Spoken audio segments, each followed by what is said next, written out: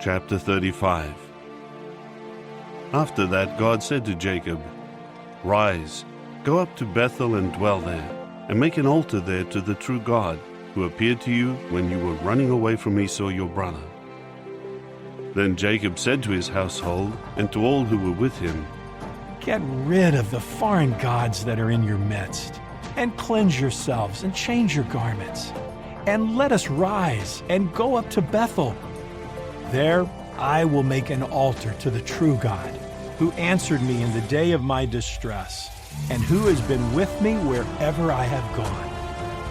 So they gave Jacob all the foreign gods they had, and the earrings that were in their ears, and Jacob buried them under the big tree that was close to Sheʹchem.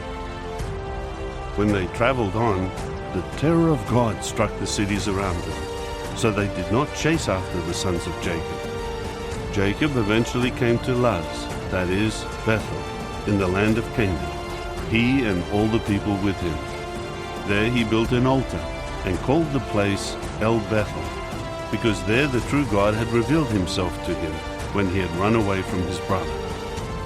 Later, Debʹo, Rebekah's nurse, died and was buried at the foot of Bethel under an oak. So he named it Alʹlon-bacʹuth. God appeared to Jacob once again while he was coming from Paddan Aram and blessed him. God said to him, "Your name is Jacob. Your name will no longer be Jacob, but Israel will be your name." And he began to call him Israel. God further said to him, "I am God Almighty. Be fruitful and become many.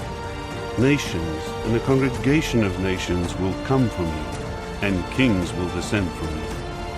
As for the land that I have given to Abraham and to Isaac, to you I will give it, and to your offspring after you I will give the land." Then God went up from him at the place where he had spoken with him. So Jacob set up a pillar in the place where he had spoken with him, a pillar of stone, and he poured a drink offering on it, and poured oil on it. And Jacob continued to call the place where God had spoken with him, Bethel. Then they pulled away from Bethel, and while they were still some distance from Ephrath, Rachel began to give birth, and her labor was very difficult.